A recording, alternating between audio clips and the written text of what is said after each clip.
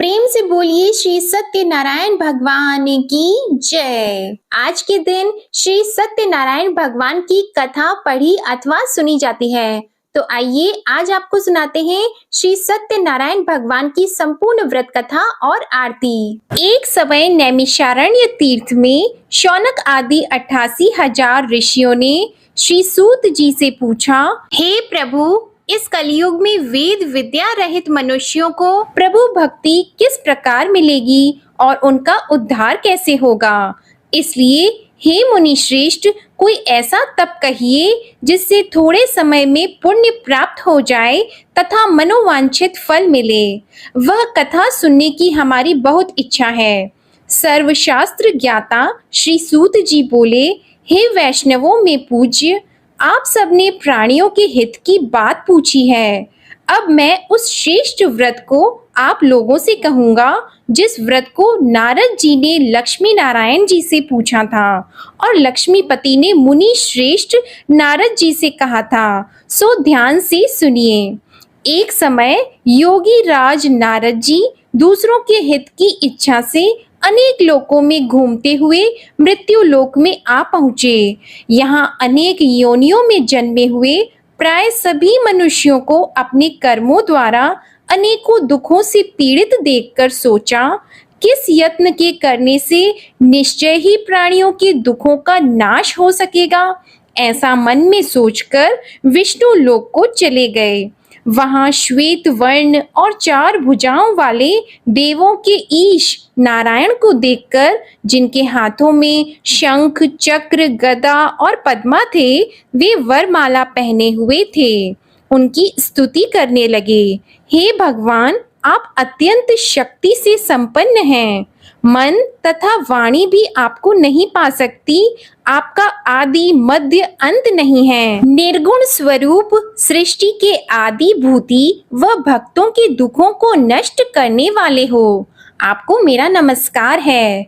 नारद जी से इस प्रकार की स्तुति सुनकर विष्णु भगवान बोले, हे मुनि श्रेष्ठ, आपके मन में क्या है? आपका किस काम के लिए आगमन हुआ है? निःसंकोच होकर कहिए।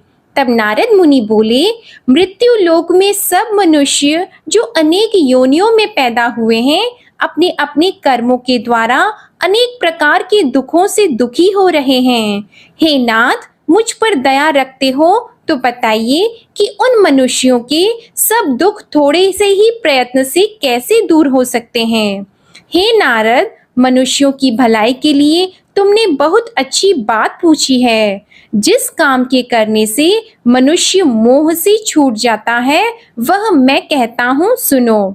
बहुत पुण्य देने वाला स्वर्ग तथा मृत्यु लोक दोनों में दुर्लभ एक उत्तम व्रत है। आज मैं प्रेम वश होकर तुमसे कहता हूँ। सत्यनारायण का यह व्रत अच्छी तरह विधि पूर्वक करने से मनुष्य आयु पर्यंत यहाँ सुख भोग कर मरने पर मोक्ष को प्राप्त होता है। श्री भगवान के वचन सुनकर नारद मुनि बोले कि उस व्रत का फल क्या है? क्या उस व्रत का विधान है और किसने यह व्रत किया है और किस दिन यह व्रत करना चाहिए? विस्तार से कहिए।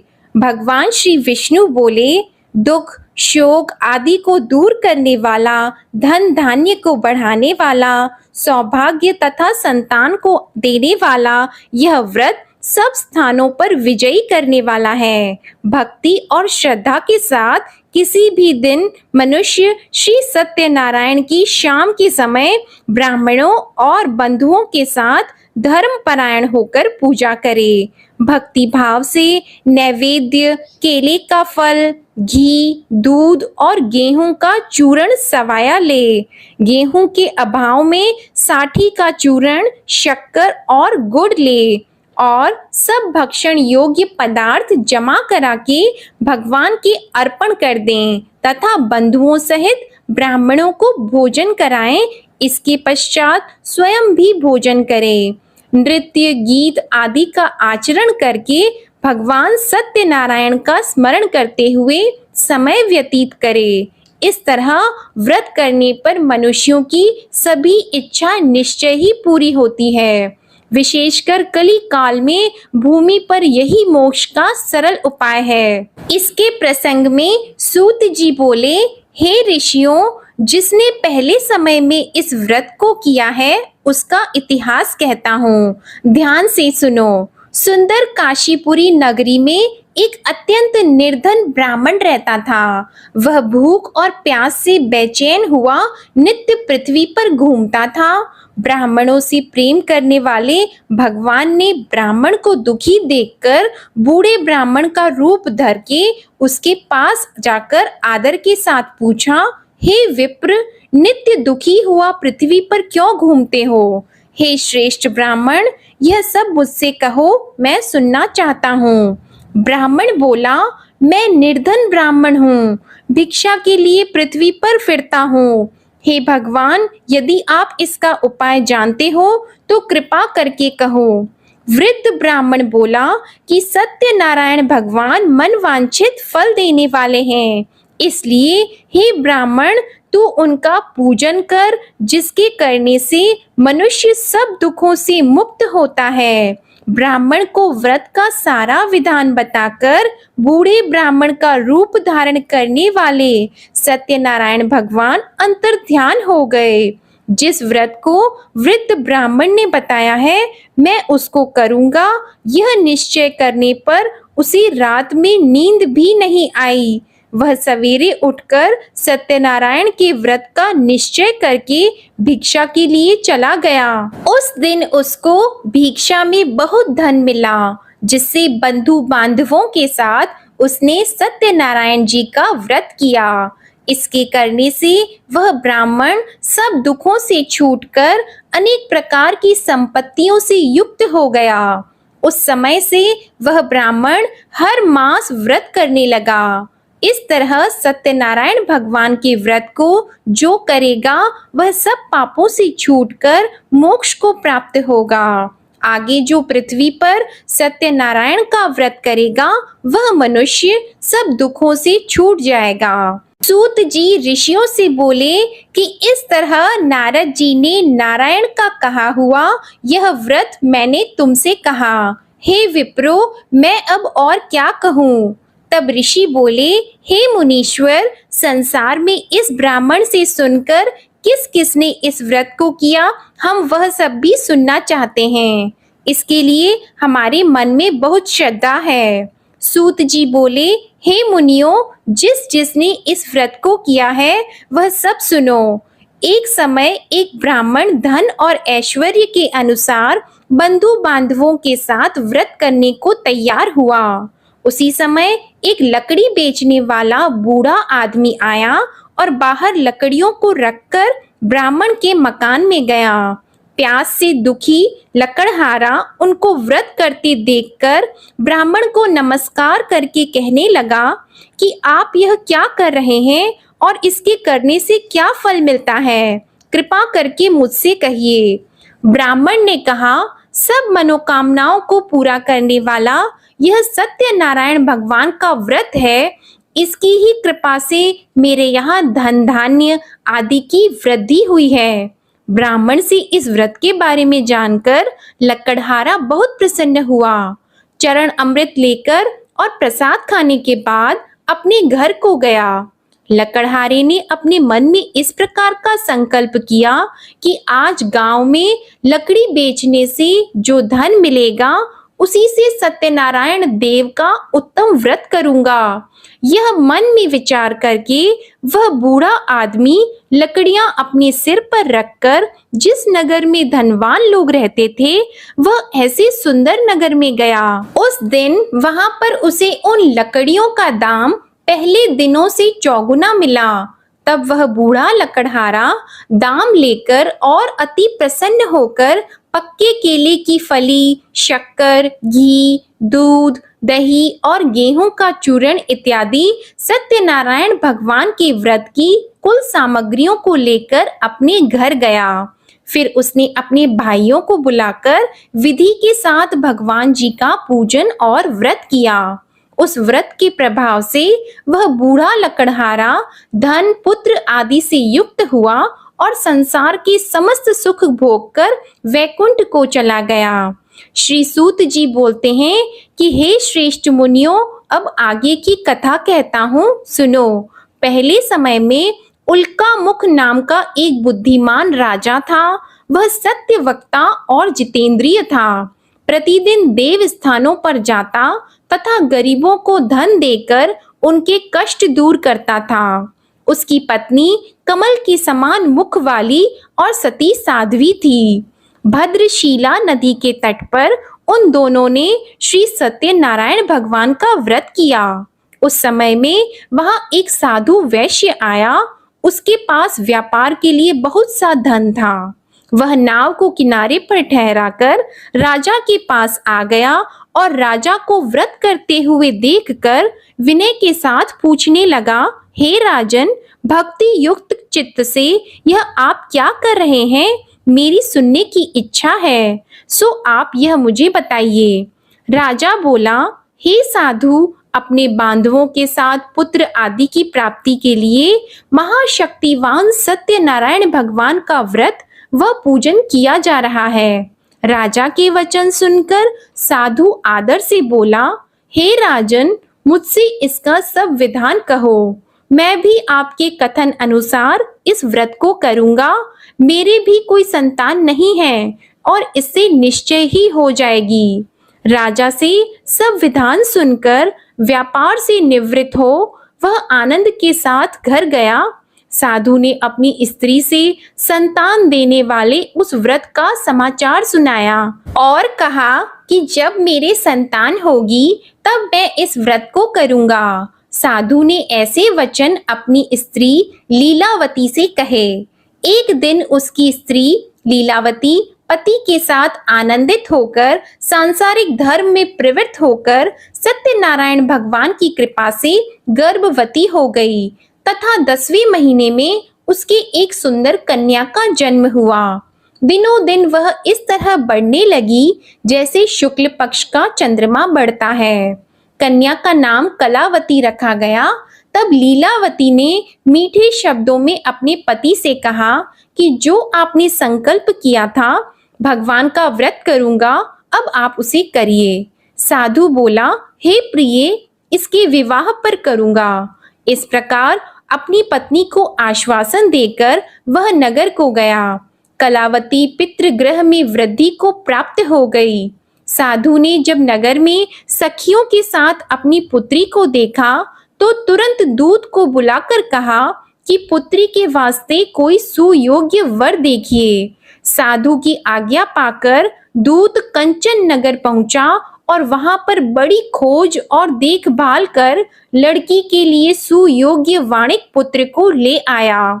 उस सुयोग्य लड़के को देखकर साधु ने अपने बंधु बांधवों सहित प्रसन्न चित्त अपनी पुत्री का विवाह उसके साथ कर दिया।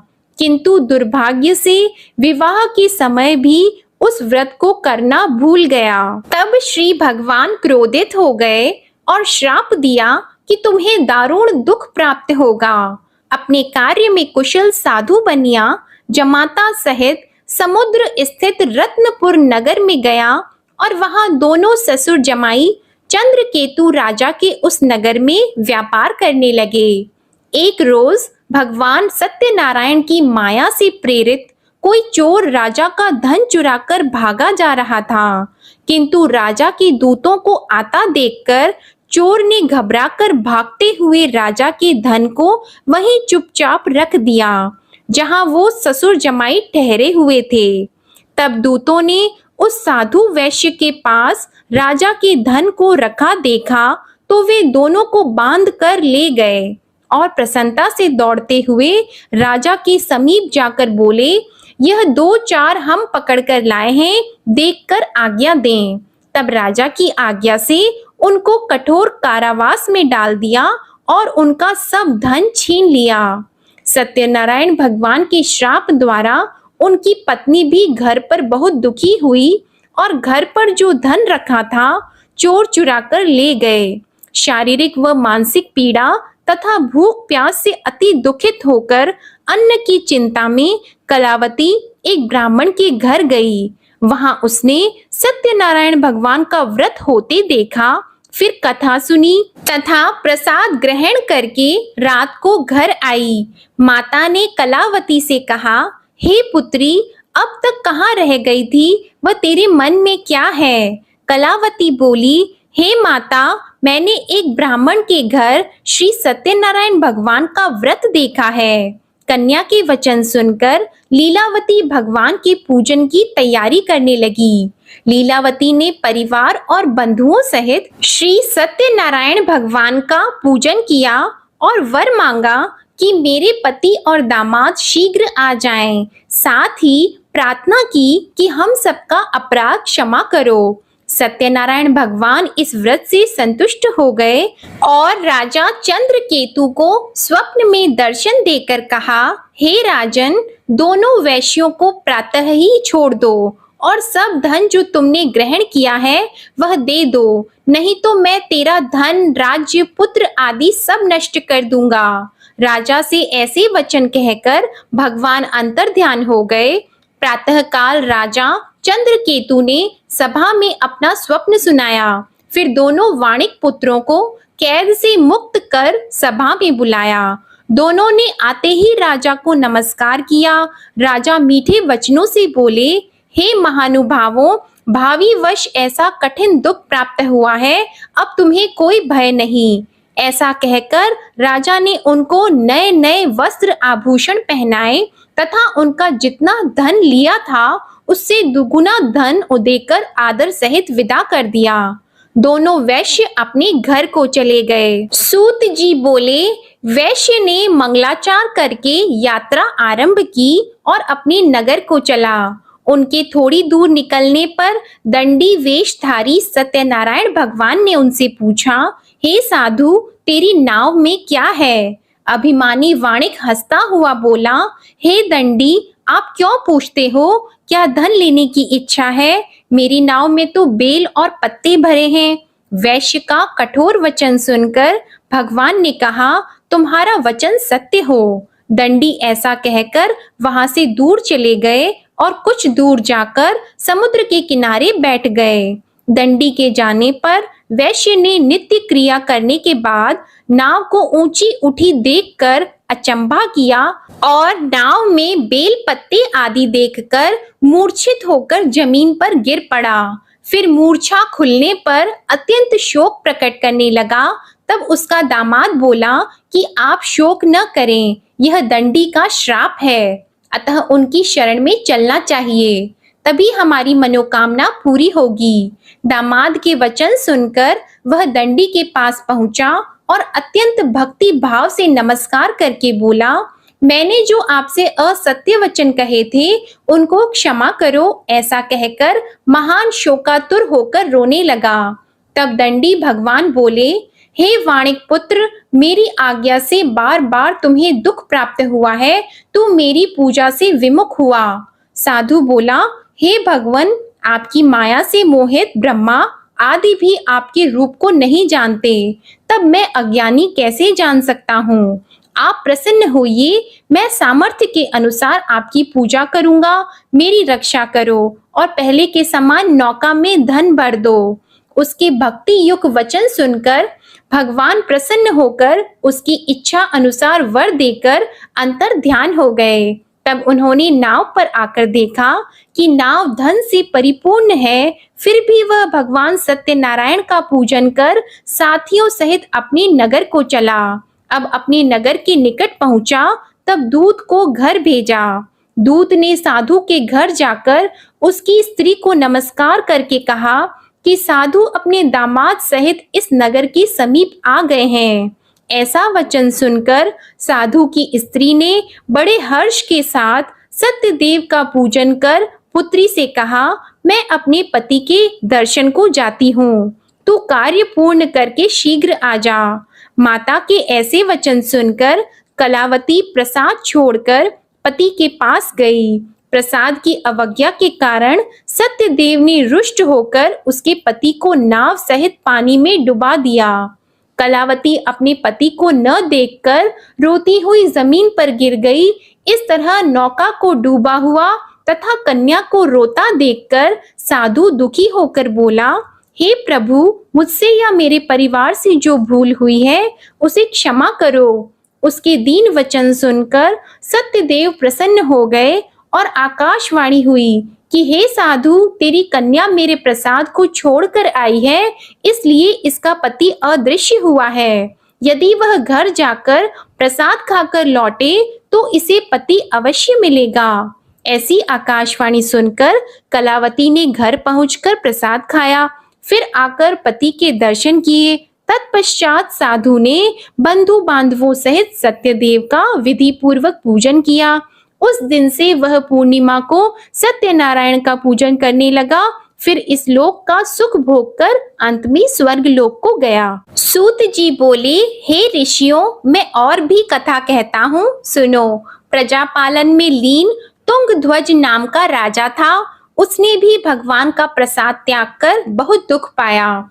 एक समय वन में जाकर वन्य पशुओं को मारकर बड़ के पेड़ के नीचे आया। वहां उसने ग्वालों को भक्ति भाव से बांधवों सहित सत्यनारायण जी का पूजन करते देखा। राजा देखकर भी अभिमानवश वहां नहीं गया और न ही पूजन किया या नमस्कार किया। जब ग्वालों ने भगवान का प्रसाद उसके सामने रखा तो वह प्रसाद को त्याग कर अपनी सुंदर नगरी को चला गया।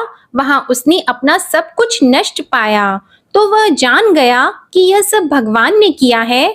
तब वह विश्वास करके ग्वालों के समीप गया और विधि पूर्वक पूजन करके प्रसाद खाया तो सत्यदेव भगवान की कृपा से पहले जैसा था वैसा ही हो गया।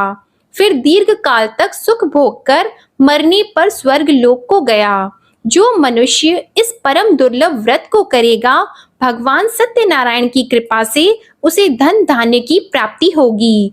निर्धन धनी और बंदी बंधन से मुक्त होकर निर्भय हो जाता है। संतानहीनों को संतान प्राप्त होती है तथा सब मनोरथ पूर्ण होकर अंत में वैकुंठ धाम को जाता है। यह सत्य है। श्री सूत जी कहते हैं कि ब्राह्मणों, आपको मैंने सत्यनारायण व्रत की यह पावन कथा सुनाई है।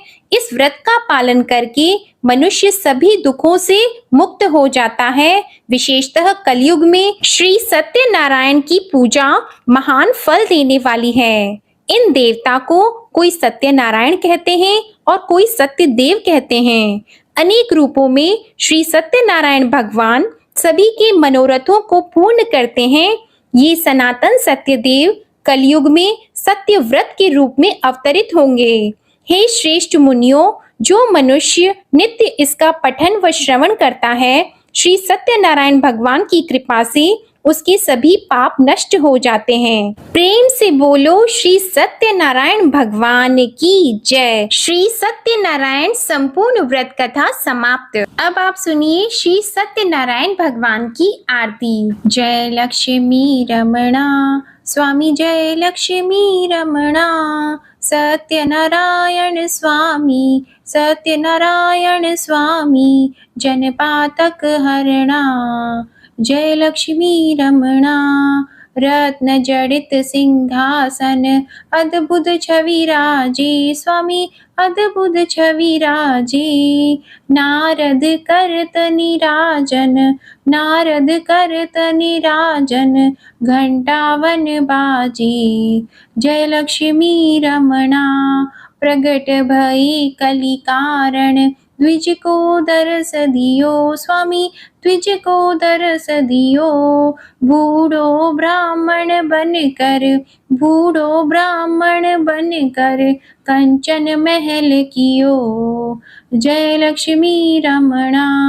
दुर्बल भील कठारो, जिन पर कृपा करी, जिन पर कृपा करी। चंद्रचूड़ एक राजा, चंद्रचूड़ एक राजा, तिनकी विपत्ति हरी। जय लक्ष्मी रमणा। वैश्य मनोरथ पायो, श्रद्धा तज दीन्ही स्वामी, श्रद्धा तज दीन्ही। सो फल भोग्यो प्रभु जी, फिर स्तुति कीन्ही। जय लक्ष्मी रमणा।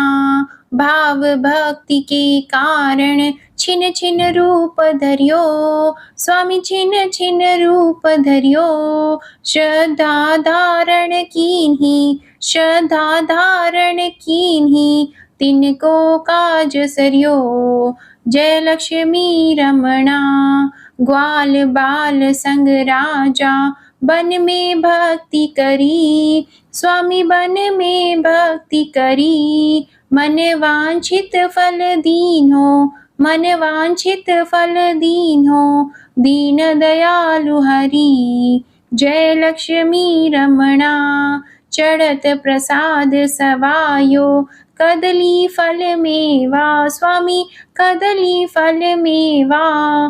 धूप दीप तुलसी से, धूप दीप तुलसी से, राजी सत्य देवा। जय लक्ष्मी रमणा, सत्यनारायण जी की आरती जो कोई नर गावे, स्वामी जो कोई नर गावे। तन मन सुख संपत्ति, तन मन सुख संपत्ति, मन वांछित फल पावे। जय लक्ष्मी रमणा, बोलो जय लक्ष्मी रमणा। प्रेम से बोलिए श्री सत्यनारायण भगवान की जय हो। आज के आनंद की जय। जो भी भक्तजन मार्गशीर्ष पूर्णिमा की व्रत कथा सुनना चाहते हैं तो उसकी वीडियो भी हमारे चैनल पर अपलोडेड है, एक बार आप उस वीडियो को भी जरूर सुनिएगा। और इसी के साथ हमारे चैनल पर पौष मास के महात्म्य की कथाएं भी पौष मास के प्रथम दिन से ही हमारे चैनल पर अपलोड की जाएंगी, तो आप इन कथाओं को भी जरूर सुनिएगा। आपको आज की कथा और ये आरती पसंद आई हो तो वीडियो को लाइक कीजिएगा, शेयर कीजिएगा, कमेंट में भगवान श्री सत्यनारायण जी की जय लिखिएगा और चैनल को भी सब्सक्राइब कीजिएगा।